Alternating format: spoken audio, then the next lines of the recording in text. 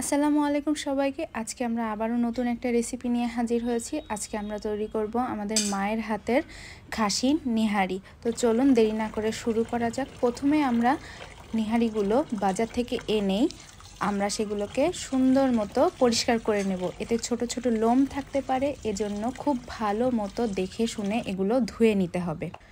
এরপরে রান্নার শুরুতেই আমরা প্রথমে পেঁয়াজগুলো ঠিকমতো কুচিয়ে নিচ্ছি।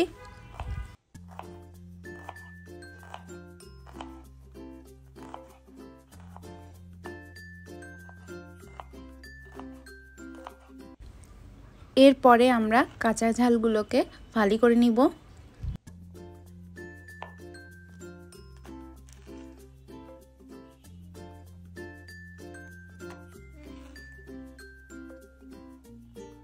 অন্যদিকে শুকনো মশলাগুলো গুছিয়ে নিচ্ছি। এখানে আছে জয়ত্রী, ছোট এলাচ, বড় এলাচ, গোলমরিচ, দারচিনি, লবঙ্গ, তেজপাতা, কুচিয়ে নেওয়া কাঁচামরিচ এবং পেঁয়াজ।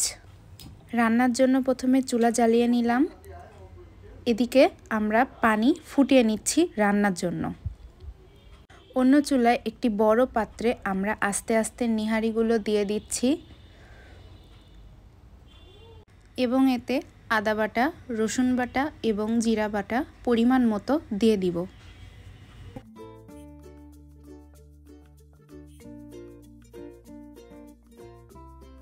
এই পর্যায়ে আমরা কুচানো পেঁয়াজগুলো অ্যাড করছি এবং এর সাথে সাথে আমাদের ফালি করে রাখা কাঁচামরিচগুলো দিয়ে দিলাম এবং এতে পরিমাণ মতো হলুদের গুঁড়ো এবং ঝালের গুঁড়ো ও ধনে গুঁড়ো আমরা যোগ করে নিব।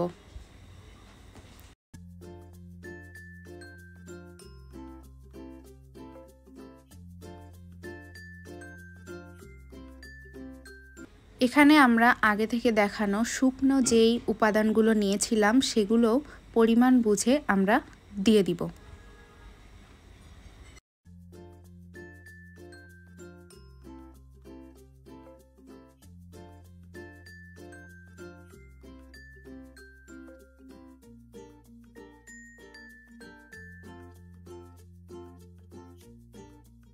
এ পর্যায়ে আমরা পরিমাণ মতো তেল এবং পরিমাণ মতো লবণ নিয়ে আমরা এই পুরো মিশ্রণটাকে মাখিয়ে নিব।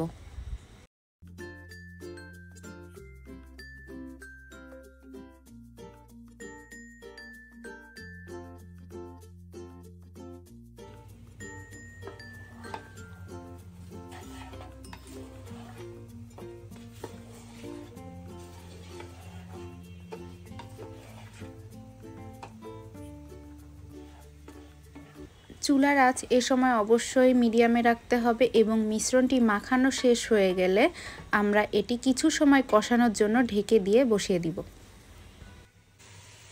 প্রায় 10 মিনিট পর ঢাকনা খোলার পরে দেখুন কিছুটা কষে এসছে মশলা। এ পর্যায়ে আমরা ফুটতে থাকা গরম পানিগুলো পরিমাণ মতো আস্তে আস্তে দিয়ে দিব।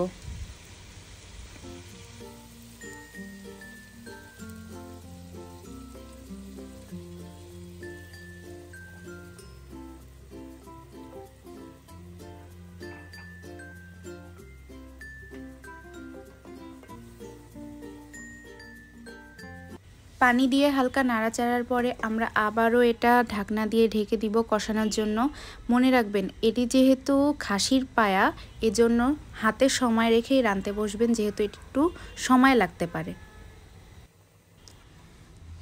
দেখুন এটা অনেকটাই সিদ্ধ হয়ে এসছে, এটা ফুটে উঠেছে। কেউ চাইলে এটা তাড়াতাড়ি রান্নার জন্য আপনারা এখানে প্রেসার কুকারও ব্যবহার করতে পারেন। রান্না একেবারেই শেষ পর্যায়ে এই সময় আমরা কুচিয়ে রাখা ধনেপাতাগুলো আস্তে আস্তে দিয়ে দিলাম। দেখুন কতটা উপরে তেল উঠে এসছে। তেল উঠে আসলে বুঝবেন রান্না অলমোস্ট হয়ে গেছে। যেহেতু আমরা খাসির পায়াগুলো অর্থাৎ নিহারিগুলো রুটি দিয়ে খাবো, এজন্য আমরা কিছু রুটিও বানাচ্ছি।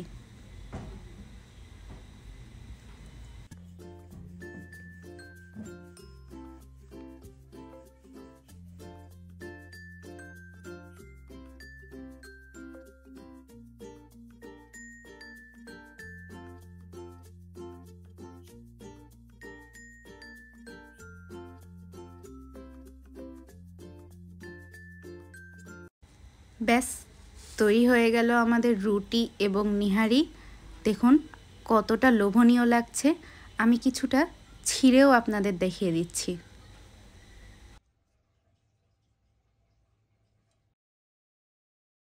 এরকম আরও মজার মজার রেসিপি পেতে অবশ্যই আমাদের চ্যানেলটি সাবস্ক্রাইব করবেন, লাইক ফলো দিয়ে অবশ্যই পাশে থাকবেন। ধন্যবাদ।